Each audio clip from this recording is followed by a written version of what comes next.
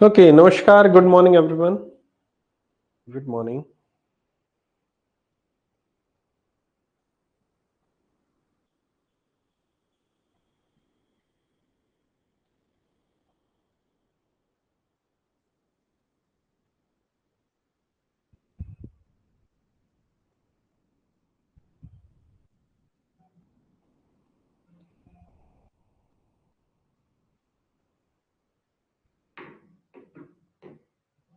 Okay, so आज की class में हम पढ़ने वाले हैं क्या? आज की क्लास में हम पढ़ेंगे एग्रीकल्चर फाइनेंस के बारे में, ठीक है? एग्रीकल्चर फाइनेंस क्या है? ऑलरेडी ये टॉपिक खैर पहले हो जाना चाहिए था, लेकिन एकदम से माइंड से स्किप हो गया, तो इसलिए आज इस टॉपिक को मैं लेकर आ रहा हूँ। उम्मीद करता हूँ आवाज सबको सही आ रही होगी। एक बार कमेंट सेक्शन में कंफर्म कर देना, ठीक है?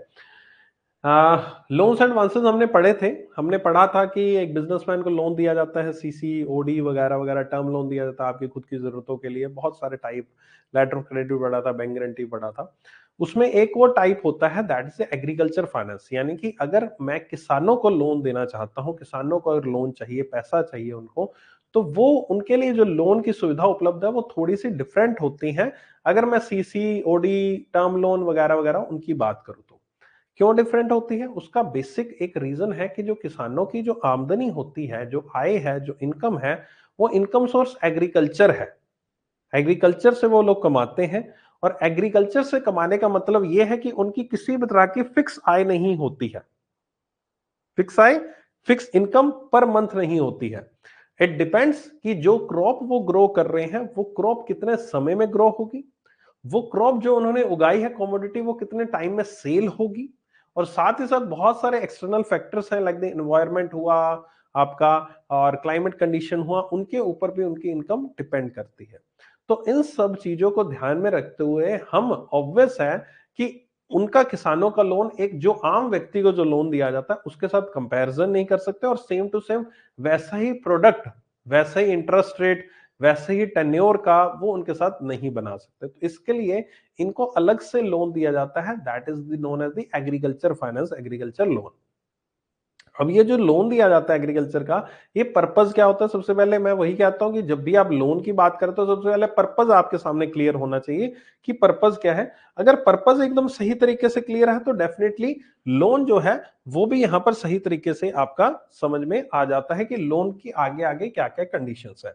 तो सबसे इंपॉर्टेंट जो पर्पस है किसानों का, कि किसान एक जब सीड ग्रो कर लेता है, सीड डाल देता है, बीज डाल देता है, उसके बाद धीरे धीरे उसमें टाइम टू टाइम फसल यहाँ पर ग्रो होती है, समय लगता है फसल को ग्रो होने में, पूरा पूरा पकने में वगैरह वगैरह, है ना? तो उसके बाद फिर उसको सेल करता है, तो बहुत ही लंबा समय एक निकल जाता है इन सब चीजों में। कुछ क्रॉप्स होते हैं जो 3-6 महीने में भी तैयार हो जाते हैं, 3 से 6 महीने। कुछ क्रॉप्स ऐसी है जिनको साल लग जाता है बिकने में, कुछ क्रॉप्स 2 साल वाली भी होती हैं, है ना?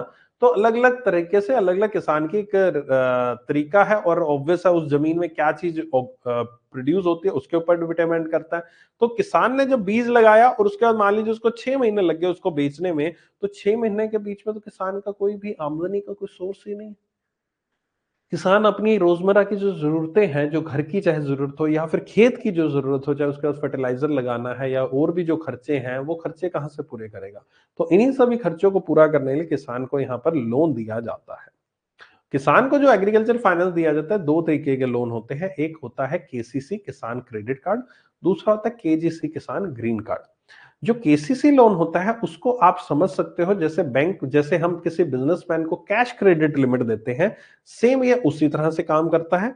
और जो केजीसी है, जिस तरह से हम किसी बिजनेस को टर्म लोन देते हैं, यानी कोई मशीनरी परचेज करने के लिए लोन दिया, उसी तरह से हम किसान को यहां पर टर्म लोन के रूप में जो पैसा देता है वो केजीसी कहलाता है। ठीक है, ये बेसिक समझ में आया होगा, उम्मीद करता हूं। अब यहां पर कुछ और बातें लिखी हुई हैं, that is a medium term और लॉन्ग टर्म। मीडियम टर्म किसको कहा है? मीडियम टर्म इन्होंने कहा है अगर किसान 15 महीने से 5 महीने साल तक का लोन लेता है तो मीडियम टर्म में आता है, और अगर वो किसी भी तरह का लोन जो कि 5 साल से ज्यादा का ले रहा है तो वो यहां पर लॉन्ग टर्म में आता है। यानी कि वो कोई लैंड परचेज कर रहा है, कोई इक्विपमेंट्स परचेज कर रहा है, ट्रैक्टर्स परचेज कर रहा है, और 15 से 5 साल के बीच में वो अपनी नॉर्मल रूटीन के ऑपरेशंस, रूटीन की जो खेती बाड़ी है उसको चलाने के लिए जो पैसा ले रहा है। ठीक है, तो ये दो तरीके के आपके यहां पर लोन आ गए। Right, okay. अब यहां पर हम बात करते हैं किसान क्रेडिट कार्ड की। किसान क्रेडिट कार्ड एक ऐसा लोन होता है जो कि किसानों को अपनी रोजमर्रा की जरूरतों को पूरा करने के लिए दिया जाता है, केसीसी। ये इसका नेचर जो होता है सेम हूबहू यहां पर जो सीसी लिमिट होती है उसी का। सीसी लिमिट का नेचर क्या था कि एक लिमिट बना के दे दी जाती है, ठीक है, और उस लिमिट के बेस पर यहां पर एक व्यक्ति जो है वो कभी पैसा निकलवा सकता है, जमा कराता है, निकलवाता है, जमा कराता है, माइनस प्लस चलता रहता है उसमें, एक लिमिट के रेंज के अंदर ऊपर नीचे होती रहती है वैल्यू। सेम उसी तरह से किसान को सीसी लिमिट के रूप में, किसान क्रेडिट कार्ड के रूप में लिमिट दे दी जाती है, और उसमें जब उसको पैसे की जरूरत होती है वो निकाल लेता है, जब उसका पैसा आ जाता है उसमें जमा करा देता है, फिर नीड होगी तो निकाल लेगा, फिर नीड होगी तो जमा करा देगा। बस इसमें फर्क इतना है कि सीसी लिमिट में आपको जो ब्याज होता है वो आपको पर मंथ देना होता है। इसके अंदर किसान को जो ब्याज होता है वो पर मंथ नहीं देना होता, वो डिपेंड करता है कि किस टाइप की वो क्रॉप उसने ग्रो की है, किस टाइप की उसकी फसल है, कितने समय में वो फसल बिक जाएगी, और उसका जब बिक जाएगी तो उसके बाद उसको पैसा जमा करवा दिया जाता है। तकरीबन 6 महीने से साल के बीच में ये प्रक्रिया एक बार कर ली जाती है कि आप ब्याज ब्याज जमा करवा दीजिए। ठीक है, अब यहां पर मेन बात आती है केसीसी, और भी आप पढ़ लो, इसमें देख लो, लिखा हुआ है सारी चीजें। That is agriculture input such as seeds, fertiliser, pesticide, cash उनके प्रोडक्शन नीड्स के लिए, और इवन जो किसान की और बाकी नीड्स हैं, यानी कि मान लीजिए उस किसान ने और कोई एलाइड एक्टिविटीज कर ली, कोई भेड़ बकरी पालन, कोई पशु पालन, इस तरह की एनिमल हस्बेंड्री, या आपका पोल्ट्री फार्म लगा लिया, तो उसके लिए भी यहाँ पर केसीसी, फिशरीज हो गए, तो इन सब चीजों के लिए भी केसीसी आजकल दिया जाता है। केसीसी लिमिट में यहां पर जो आप लोन देते हो उसके बदले में किसान को अपनी जो जमीन है वो गिरवी रखनी होती है, लेकिन अगर जो लोन है वो 1,60,000 रुपए अमाउंट तक का है, 1.60 लाख अमाउंट तक का है, तो यहां पर किसान को कोई भी चीज गिरवी नहीं रखनी। चीज गिरवी रखने का तरीका क्या होता है? दो तरीके होते हैं। कोलेट्रल जो एक सिक्योरिटी होती है वो कौन से तरीके? दो तरीके हमने पढ़े थे, प्राइमरी सिक्योरिटी, कोलेट्रल सिक्योरिटी, याद आ रहा होगा आपको। प्राइमरी सिक्योरिटी होती है आपने जिस पर्पज से लोन दिया है वही आप गिरवी रख रहे हो, और कोलेट्रल मतलब एक्स्ट्रा सिक्योरिटी। अब किसान को जो मैं लोन दे रहा हूं, केसीसी दे रहा हूं, तो उसकी जो प्राइमरी सिक्योरिटी मैं किस लिए क्रॉप दे रहा हूं, लोन किस लिए दे रहा हूं? क्रॉप के लिए दे रहा हूं, क्रॉप प्रोडक्शन के लिए दे रहा हूं। तो जो क्रॉप प्रोडक्शन है, अगर मैं क्रॉप को अपने पास गिरवी रख लूं, बैंक अपने पास गिरवी रख ले, तो प्राइमरी सिक्योरिटी कहलाएगा। और अगर जिस जमीन पे वो ग्रो कर रहा है अगर मैं उसको गिरवी रख लूं, क्योंकि किसान को लोन उसकी जमीन खरीदने के लिए नहीं दिया गया, किसान को लोन दिया गया है उसमें क्रॉप को ग्रो करने के लिए, तो क्रॉप को मैं अगर अपने पास गिरवी रखता हूं तो दैट इज प्राइमरी सिक्योरिटी, और लैंड को अगर गिरवी रखता हूं तो that will be the collateral security in case of the KCC limit. ठीक है, अब यहां पर हमारे भारतीय सरकार, रिजर्व बैंक ऑफ इंडिया, ये कहता है कि 1,60,000 तक अगर आपने केसेस लिया है तो आपको किसी भी तरह कोलेट्रल सिक्योरिटी, यानी कि आपको अपनी जमीन जो है, जमीन के कागजात जो है, जमाबंदी जिसको हम बोलते हैं, वो बैंक में गिरवी रखने की जरूरत नहीं है। केवल और केवल आपको क्रॉप जो है, जो फसल जो है, वही आपको वहां पर रखनी है गिरवी, आपको बाकी कुछ भी गिरवी नहीं रखना है। ठीक है, समझ गए मेरी बात? 1.60 लाख का ये कंसेप्ट आपका बनता है। Got it? अब यहां पर नेक्स्ट चलते हैं कि आखिरकार इसमें ये कुछ फीचर्स हैं कि किस तरह से यहां पर हम इसको एलिजिबल मानते हैं, या किस किस पर्पज से यहां पर हम जो किसान क्रेडिट कार्ड है वो दिया जाता है, या क्या क्या चीजें उसके साथ और इन्वॉल्व रहती हैं यहां पर किसान क्रेडिट कार्ड की, वो सब चीजें यहां पर लिखी हुई हैं। मैं एक एक करके पढ़ लेता हूं। यहां पर आपको एग्रीकल्चर वैसे तो पढ़ा ही चुका हूं, आपको ऑलमोस्ट सारी चीजें क्लियर होंगी इसमें से, फिर भी देख लेते हैं इनकेस कुछ चीज रह जाती है ना। एग्रीकल्चर और अदर अलाइड एक्टिविटीज को यहां पर आपको फाइनेंशियल रिक्वायरमेंट को पूरा करने के लिए, ancillary credit for crop production other contingency, यानी क्रॉप को ग्रो करने के लिए किसी भी तरह की और काम के लिए पर्पज से यहाँ पर आपका दिया जाना।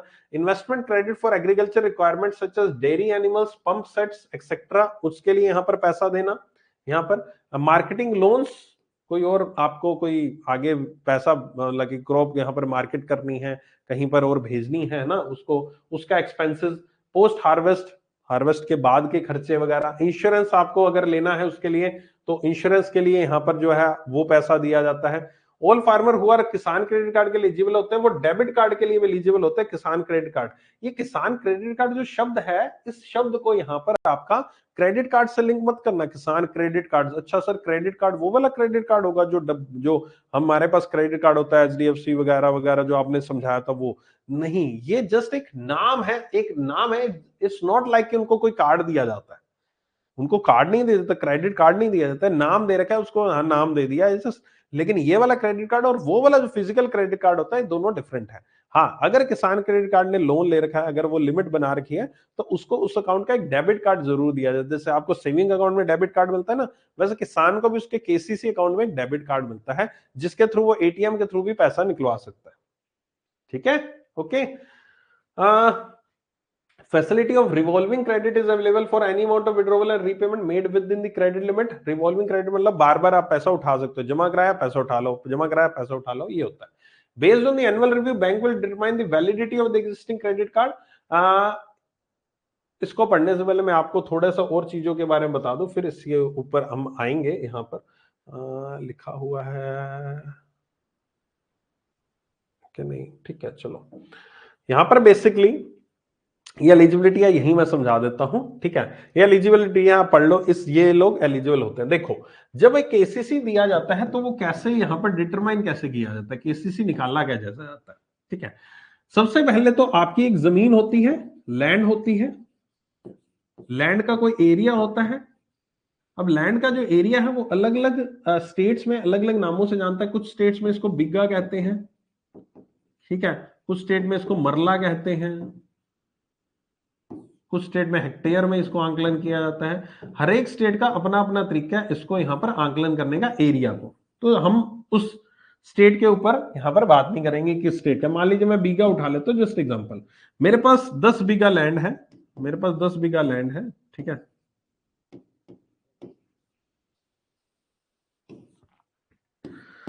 दस बीघा मेरे पास लैंड है, ठीक है। अब 10 बीघा लैंड मेरे पास है, मुझे कितना लोन मिलेगा ये देखते हैं। 10 बीघा लैंड पे मैं एक वीट प्रोडक्शन कर रहा हूं, वीट की प्रोडक्शन कर रहा हूं, ठीक है। अब हर एक डिस्ट्रिक्ट में एक कमेटी होती है, ठीक है, डीएलसीसी बोलते हैं उसको, डिस्ट्रिक्ट लेवल क्रेडिट कमेटी। अलग अलग नामों से जानी जाती है, नॉर्मली इसको डिस्ट्रिक्ट लेवल क्रेडिट कमेटी कहते हैं, कुछ जगहों पर अलग नाम होगा, नॉर्मली यही नाम आपको ज्यादातर सुनने को मिलता है। ये यहाँ पर डायरेक्टली कलेक्टरेट जो होता है, एडमिनिस्ट्रेशन होता है ना डिस्ट्रिक्ट का, जो कलेक्टरेट हम कहलाते हैं, कलेक्टर हो गए, कलेक्टर साहब हो गए, उनके अंडर ये डिपार्टमेंट आता है। ये हर एक डिस्ट्रिक्ट में अपना अपना अलग अलग फंडा होता है। हर एक डिस्ट्रिक्ट में उस डिस्ट्रिक्ट का यहाँ पर स्केल ऑफ फाइनेंस डिसाइड करते हैं। क्या डिसाइड करते हैं? Scale of finance.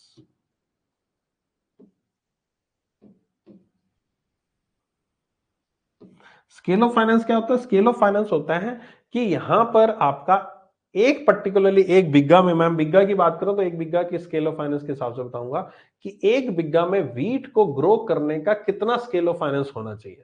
तो वो निकाल देते हैं कि भाई साहब एक बिग्गा में वीट को ग्रो करने का स्केल ऑफ फाइनेंस 50,000 पे है। अब ये क्या करेंगे, बैंक में जाएगा एक किसान, बैंक में जाकर कहेगा कि मेरी 10 बीघा लैंड पे मुझे वीट ग्रो करना है और मुझे लोन चाहिए, केसीसी चाहिए। बैंक वाले स्केल ऑफ फाइनेंस के चार्ट पर जाएंगे, स्केल ऑफ फाइनेंस के चार्ट पे लिखा होगा कि वीट के एक बीघा पे रेट जो है 50,000 है, तो यानी कि 10 बीघा पे मैं इसको 5 लाख रुपए की क्रेडिट लिमिट दे सकता हूं, केसीसी लिमिट मैं इसको 5 लाख रुपए की दे दूंगा। समझे मेरी बात? ये जो स्केल ऑफ फाइनेंस है, ये वहां पर लोकल एडमिनिस्ट्रेशन डिसाइड करेगा। हर एक डिस्ट्रिक्ट का स्केल ऑफ फाइनेंस बदल सकता है, चेंज हो सकता है, अपना अपना होता है, सबका अपना अपना, सबका अपना अपना डिफरेंट। ठीक है, ओके, समझ गए मेरी बात? हर एक का स्केल ऑफ फाइनेंस अपना अपना अलग अलग होगा यहाँ पर, हर एक डिस्ट्रिक्ट का, वो वहां की डिस्ट्रिक्ट डिसाइड करेगी। अब ये 50,000 है, अब ये होता है मिनिमम अमाउंट कि इतना मिनिमम तो आपको देना ही देना, इससे नीचे आप स्केल ऑफ फाइनेंस में नहीं जा सकते। ऊपर आपको लगता है कि मैं अपना कंपटीशन में आपको थोड़ा कम करना, मुझे दूसरे बैंक से ज्यादा बेहतर देना है, तो आप अपनी मर्जी से 60,000, 70,000, 55,000, 51,000, 52,000 देना चाहते हो आप दीजिए, लेकिन सरकार जो कहती है वो कहती है कि आप मिनिमम 50,000 देना ही देना। तो इस बेस पर यहां पर आपका केसीसी की लिमिट यहां पर निकलती है, और ये जो लिमिट एक बार निकली है 5 लाख रुपए, ये लिमिट यहां पर 5 साल के लिए निकाली जाती है, 5 इयर्स के लिए। और ये 5 इयर्स की जो लिमिट है 5 लाख, ये 5वें साल इनको 5 लाख मिलता है। इससे पहले हर एक साल यहां पर क्या होता है, हर एक साल ये अमाउंट 10-10% से इंक्रीज होती है हर एक साल। तो मैं सिंपल सी बात ये लगा लेता हूं, कैलकुलेशन कुछ इस तरह से होती है कि अगर कोई चीज जो 10-10% एवरी ईयर इंक्रीज होके एक बार 5 लाख हो जाती है, तो आज की डेट में वो वैल्यू कितनी होगी? मेरा पॉइंट समझ रहे हो? यानी कि आज की जो मान लो 3 लाख है, तो 3 लाख का 10%, अगली बार हो गया 10%, 3,30,000 होगी, फिर 10% बढ़ा, फिर 10% बढ़ा, तो ऐसे करके ऐसी वैल्यू निकाली जाती है जो यहां पर मैक्सिमम लिमिट 5वें साल वो पहुंच जाए। हर एक साल केसीसी लिमिट में 10% का बढ़ोतरी, और maximum up to which limit, जो कि उसको स्केल ऑफ फाइनेंस के हिसाब से तय की गई है। हाँ, इन बिटवीन अगर स्केल ऑफ फाइनेंस तब्दील होता है, बदलता है, कि अगर अगले साल स्केल ऑफ फाइनेंस बढ़ गया, तो हाँ रिव्यू किया जा सकता है, केसीसी को दोबारा से अपडेट किया जा सकता है, एनहेंस किया जा सकता है, वो प्रोविजन दिया गया होता है कि इनके स्केल ऑफ फाइनेंस इंक्रीज हो गया तो हम बीच में भी लिमिट बढ़ा सकते हैं, उसकी किया जा सकता है। लेकिन ये मैक्सिमम अमाउंट होती है जो एक बार केसीसी की देनी है आपको, और वन टाइम में यहां पर आपको उसको 5 साल के लिए दे दिया जाता है, और एवरी ईयर इस लिमिट का यहां पर रिव्यू होता है, एवरी ईयर इस लिमिट को दोबारा से असेसमेंट किया जाता है, देखा जाता है कि जो लिमिट चल रही है सही चल रही है, इस बंदे का अकाउंट चल रहा है, सही चल रहा है, कोई दिक्कत तो नहीं है, कोई परेशानी तो नहीं है। और 5 साल बाद इस लोन अकाउंट को यहां पर दोबारा से रिन्यू किया जाता, फिर दोबारा से उसके सारे कागजात लिए गए, दोबारा से स्केल ऑफ फाइनेंस उठाया गया, दोबारा से देखा गया कौन सी क्रॉप उगा रहा है वगैरह वगैरह। एक बार पैसा देने के बाद 5 साल तक उससे ज्यादा कुछ नहीं लिया जाता है, बस 5 साल के बाद फिर से सारी फॉर्मेलिटीज की जाएंगी। ये आपका केसीसी इस तरह से कैलकुलेशन होता है। आई होप सो कि ये पॉइंट क्लियर होगा, केसीसी कैलकुलेशन कैसे होती है। किसी तरह का कोई डाउट है इसमें तो पूछ लो, नहीं तो फिर मैं आगे बढ़ता हूं। इसमें ही चलते हैं आपका, based on the annual review bank will determine the validity of the existing credit. यही मैंने कहा कि आप एनुअल रिव्यू करते हो, उसके हिसाब से हम आगे वैलिडिटी डिसाइड करेंगे, या कितनी लिमिट देनी है, किसी तरह बदलाव करना है नहीं करना है, वो चीज। क्रेडिट लिमिट इंक्रीज की जा सकती है इश्यूइंग बैंक के द्वारा to accommodate for changes in the cropping pattern, increasing operating cost as an incentive for good record on the credit card usage. अगर अच्छा भला यूज कर रहा है, वही मैंने कहा स्केल ऑफ फाइनेंस में अगर बदलाव हो गया तो हम उसकी लिमिट को बढ़ा भी सकते हैं। Conversion reschedule loan also permissible in case of damage to crop due to natural calamity. अगर किसी भी तरह गड़बड़ होती है, नेचुरल कैलेमिटी होती है, तो हम उसको थोड़े दिन की छूट भी दे सकते हैं, रीशेड्यूल कर सकते हैं। रीशेड्यूल का मतलब होता है उसका जो इंटरेस्ट देने का जो टेन्योर है उसको बढ़ा दिया गया, कि भाई साहब चलो अभी मत दो, हम रीशेड्यूल कर रहे हैं आपका लोन, आप अगले बार में अगले 4 महीने बाद ब्याज दे देना। तो ये छूट भी किसानों को अवेलेबल होती है। According to RBI the fixing of Kisan credit card interest rate के ऊपर अभी बात हम थोड़ी देर बाद करेंगे, इसी स्लाइड्स में आएगा तब बात करेंगे। In addition there are certain subsidies and scheme that the government offices, ये भी आपका तभी आएगा, ठीक है। तो नीचे वाले 2 पॉइंट तो अभी थोड़ी देर में डिस्कस करेंगे। आई होप सो कि बाकी पॉइंट्स आपको माइंड में क्लियर हो गए होंगे, बाकी पॉइंट्स में आपको कोई दिक्कत कहीं नहीं होगी। ये एलिजिबिलिटी है, ये आपने पढ़ ली होगी, ठीक है। अब आते हैं हम ये वाला पॉइंट जो मैंने अभी आपको बताया कि किस तरह से स्केल ऑफ फाइनेंस। ये देखो, short term limit to be arrived for the first year, scale of finance of the crop as decided by district level technical committee, multiply the extent of area calculated, plus इसके अलावा भी हम extra पैसा भी देते हैं, 10% देते हैं उसका पोस्ट हार्वेस्ट हाउस होल्ड, उसके घर के खर्चे, जरूरतों के खर्चे, 20% उसके किसी भी तरह का रिपेयर मेंटेनेंस होता है, उसके फार्म असेट्स पे कोई ट्रैक्टर ट्राली पे ऊपर मेंटेनेंस कॉस्ट होती है, 20% उसका, और प्लस क्रॉप इंश्योरेंस जो भी हमने लिया है उसका क्रॉप का इंश्योरेंस वो भी।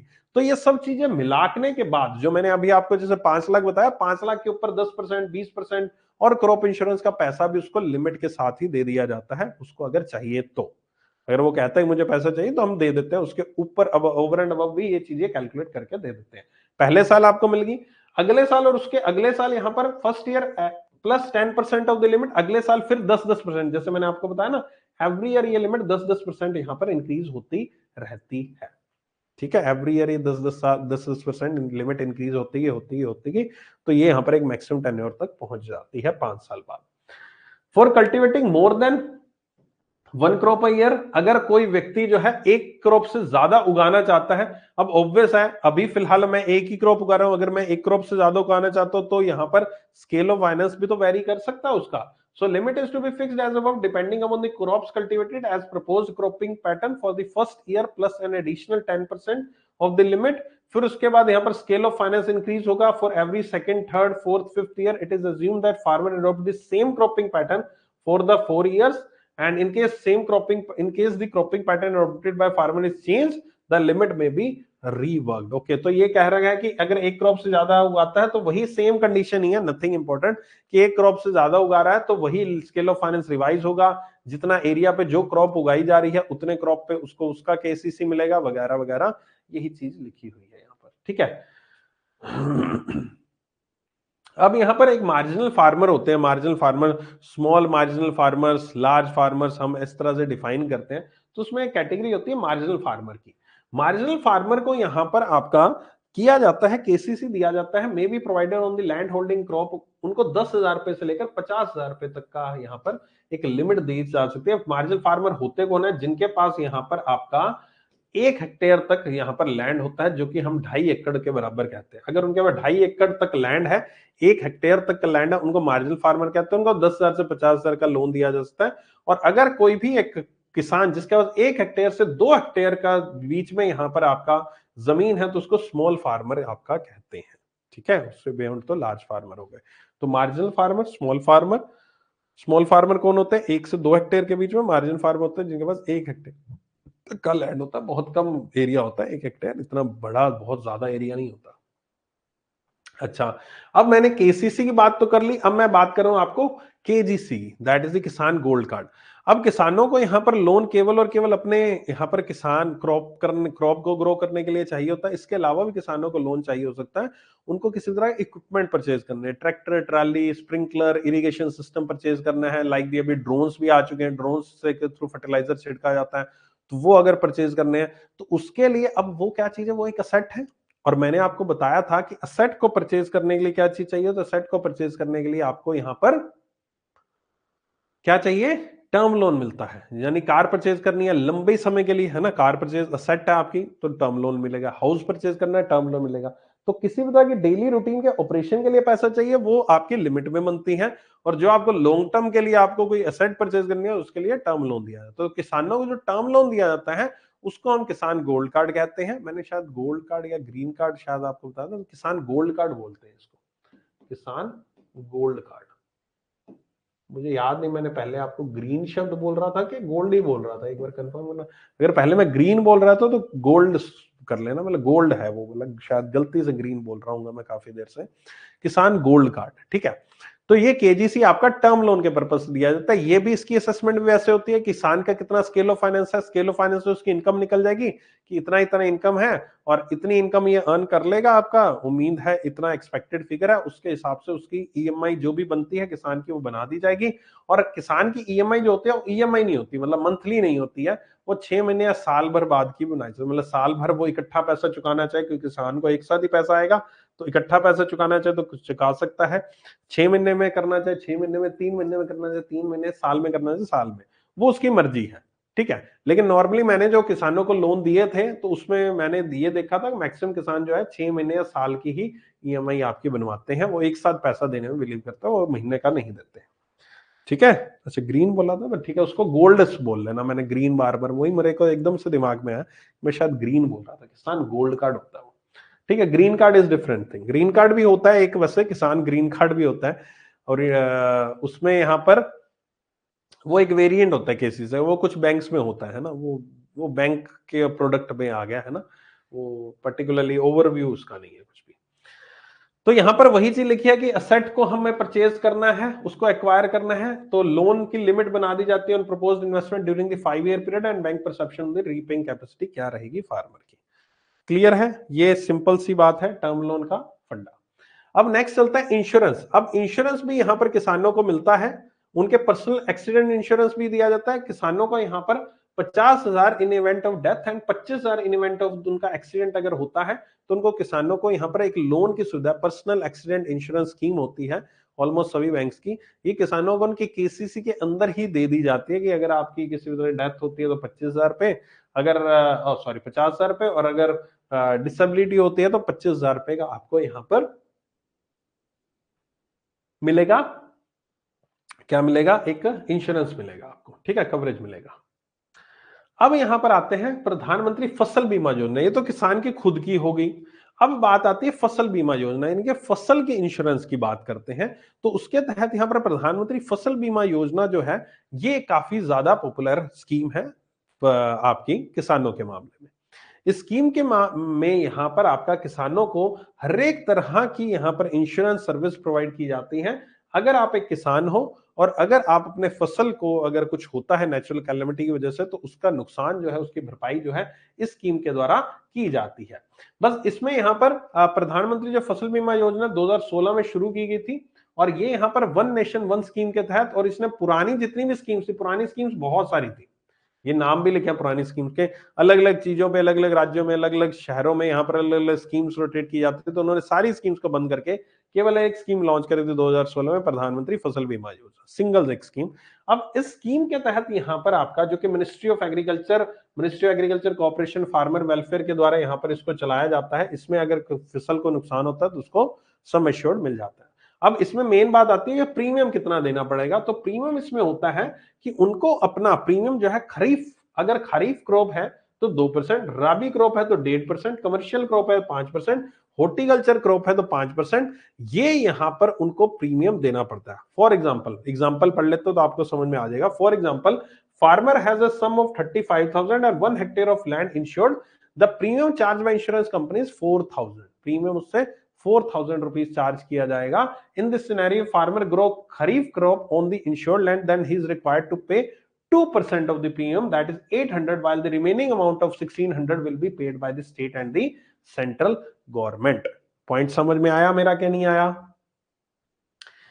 फार्मर यहां पर चाहता है कि मुझे 35,000 का सम एश्योर्ड मिले, कि मुझे मान लो नुकसान हो तो मुझे 35,000 रुपए का नुकसान मेरा पूरा कवर हो जाए। वो किसान के ऊपर है कि वो कितनी इंश्योरेंस लेना, वो लाख का इंश्योरेंस लेना चाहता है, 2 लाख का इंश्योरेंस लेना चाहता है, वो मान लीजिए इतने का इंश्योरेंस लेना चाहता है, 35,000 का इंश्योरेंस लेना चाहता है 1 हेक्टेयर लैंड पे। उसकी इच्छा है कि भाई मुझे 35,000 का चाहिए, नुकसान होगा तो मैं 35,000 रुपए मैं 35,000 रुपए आपसे ले लूंगा। अब नुकसान चाहे 2 लाख का हो चाहे 5 लाख का हो, लेकिन उसको मिलेंगे 35,000 ही, तो उसने शुरू से खुद ही डिसाइड किया 35,000 का, है ना?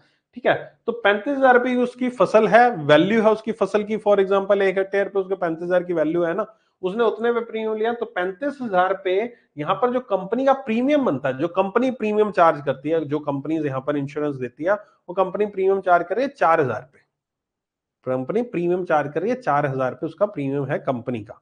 ठीक है, जो प्रीमियम कंपनी चार्ज कर रही है उसका 2% किसान को देना है अपनी जेब से, उसका 2% किसान को अपनी जेब से देना है। बाकी जो पैसा है, यानी कि बाकी जो 3200 रुपए बचेंगे, 4,000 में से 800 रुपए उसको देना, बाकी 3200 रुपए बचेंगे, वो यहां पर स्टेट और सेंट्रल गवर्नमेंट के द्वारा 1600 बांटा जाएगा। समझ में आया मेरी बात, क्या कहना चाहता हूं मैं? किसान का प्रीमियम 4,000 रुपए बनता है, तो किसान का जो प्रीमियम है उसका केवल 2%, ये 2% प्रीमियम अमाउंट नहीं है, ये 2% प्रीमियम का 2% है। ये जितना भी प्रीमियम बनता है उसका 2% केवल किसान देगा। मान लीजिए कल को प्रीमियम 10,000 रुपए बनता है, तो किसान केवल उसका 2% ही देगा। ठीक है, किसान उसका यहां पर वो नहीं देगा आपको, पूरा प्रीमियम नहीं देगा। ठीक है, पॉइंट ऑफ व्यू समझ गए मेरा? तो ये चीज यहां पर आपकी हो गई, right? The scheme was implemented by the 18 insurance companies, जो है वो यहां पर आपका 18 इंश्योरेंस कंपनीज जो यहां पर अवेलेबल है आपकी इस प्रधानमंत्री फसल बीमा योजना के लिए। ठीक है, अब मैं बात आती है आपकी जो एक बहुत ही इंपॉर्टेंट चीज, जो मैंने अभी पहले भी आपको बोला था कि लास्ट में हम इसके ऊपर बात करेंगे, और वो है आपकी इंटरेस्ट की। एक किसान जो है, जो यहां पर आपका लोन लेता है, उसको ब्याज जो है बाकी इन कंपैरिजन, बाकी लोगों के कंपैरिजन उसको ब्याज उतना नहीं देना पड़ता, उसको ब्याज कम देना पड़ता है, जो कि आरबीआई के द्वारा यहां पर एक इंटरेस्ट सबवेंशन स्कीम कहलाती है। उसके तहत अगर किसान ने एक 3 लाख रुपए तक का लोन ले रखा है, ये कंडीशन सिर्फ एप्लीकेबल होती है 3 लाख रुपए के लोन के ऊपर की। अगर किसान का लोन 3 लाख रुपए से ऊपर है तो ये कंडीशन जो मैं पढ़ाने वाला हूं ये एप्लीकेबल नहीं होगी। केवल 3 लाख रुपए तक की अमाउंट पे ये कंडीशन जो है इंटरेस्ट सबवेंशन स्कीम जो है जो अप्लाई की जाएगी। ठीक है, ओके। तो यहां पर आपका क्या है interest subvention scheme? Interest subvention scheme अगर आपका लोन 3 लाख रुपए तक का है तो यहां पर आपको इंटरेस्ट में छूट मिलती है। कितनी मिलती है ये यहां पर लिखा है, up to a limit of 3 lakh. ये क्लियर है? ठीक है। मान लीजिए किसान को मैं यहां पर 9% ब्याज पे देता हूं, कुछ भी 9% पे दिया मान लीजिए, तो किसान को यहां पर इन्होंने ये चीज जो चीज है ना एवरी ईयर निकलती है। 2022-23 में लैंडिंग रेट टू फार्मर 7%, 2023-24 में 7%, और सबवेंशन तो ये दिया जा रहा है वो 1.5%। इसमें क्या होता है, किसानों को पहले पूरा पूरा जो भी लोन का अमाउंट होती है, वो जो इंटरेस्ट की अमाउंट होती है पहले जमा करानी पड़ती है, और उसके बाद जो पैसा है वो किसानों को उनके खाते में दोबारा आता है। पहले आपको पूरा इंटरेस्ट जो भी बैंक चार्ज कर रहा है वो जमा कराना पड़ेगा, उसके बाद किसानों के खातों में अगर आप ब्याज जमा कराया है तो उसके बाद किसानों के खातों में वो पैसा ऑटोमेटिकली क्रेडिट हो जाता है। सरकार की तरफ से पैसा बैंक के पास जाता है, बैंक इनके खातों में पैसा डाल देती है। तो इसलिए इसको सबवेंशन कहते हैं, सब्सिडी नहीं कहते। Subsidy from very first day आपको माइनस करके पेमेंट करनी होती है, सबवेंशन होता है बाद में आपके अकाउंट में पैसा आया। इंटरेस्ट से संबंधित ये वर्ड है, जब भी इंटरेस्ट आता है तो वर्ड सबवेंशन लग जाता है इसके केस में, यहां पर किसानों केस में।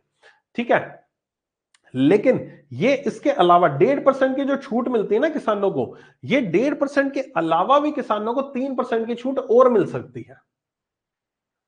3% पर एनम यहां पर किसानों को और छूट मिल सकते हैं। 3% की छूट कैसे मिल सकती है? अगर आपने 1.5% की जो छूट ले ली, उसके बाद अगर आप एक्स्ट्रा 3% और छूट लेना चाहते हैं, इसको करने के लिए आपने जो भी ब्याज आप पे कर रहे हो वो आपको सही समय पर पे करना पड़ेगा।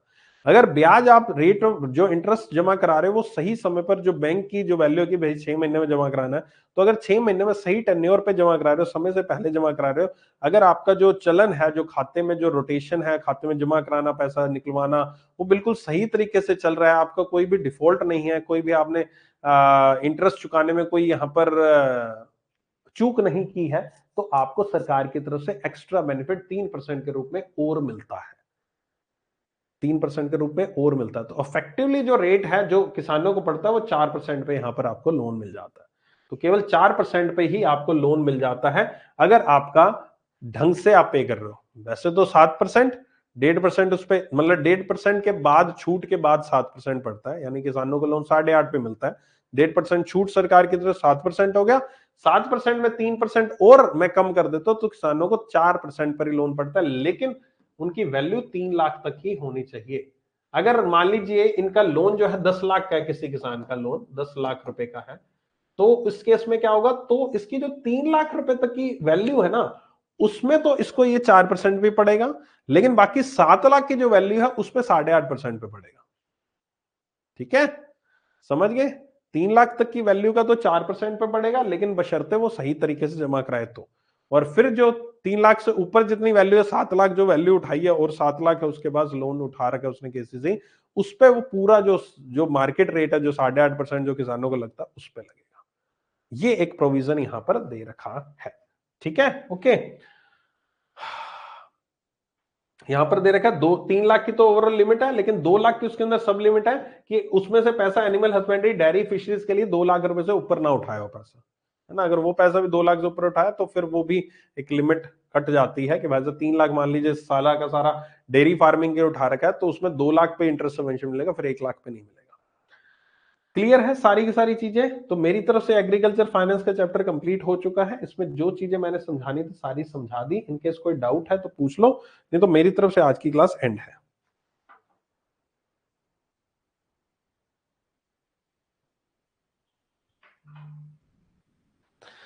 क्लियर है?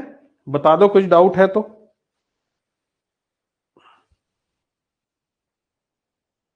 सर 3 लाख में 1.5 प्लस 3% में, हाँ जी 3 लाख तक, 3 लाख तक बोलिए, 3 लाख तक आपको 3 प्लस 1.5% मिलेगा। 3 लाख से ऊपर पे वो अमाउंट नहीं मिलेगी। वो जो रेट ऑफ इंटरेस्ट है, जो मार्केट रेट है, जो बैंक वाले लेते हैं वही मिलेगा आपको, उसी पे ही मिलेगा लोन। बस ये ध्यान रखना कि 10 लाख है तो 3 लाख तक तो ये हो गया, और 7 लाख, 3 लाख तक तो ये वाला प्रोविजन लग जाएगा। अगर उसने 3 लाख से ज्यादा है तो बाकी 7 लाख पे नहीं लगेगा। ये भी है एक। चलो, थैंक यू सो मच। मिलते हैं फिर नेक्स्ट सेशन में। अब नेक्स्ट सेशन आपका आई थिंक अगली क्लास फिर मंडे को मिलेंगे, क्योंकि कल आपकी रिवीजन क्लास रहेगी करंट अफेयर्स की। तो नेक्स्ट क्लास हम बैंकिंग अवेयरनेस की फिर मिलेंगे। अभी फिलहाल आज के सेशन को यहीं समाप्त करता हूँ। शुक्रिया।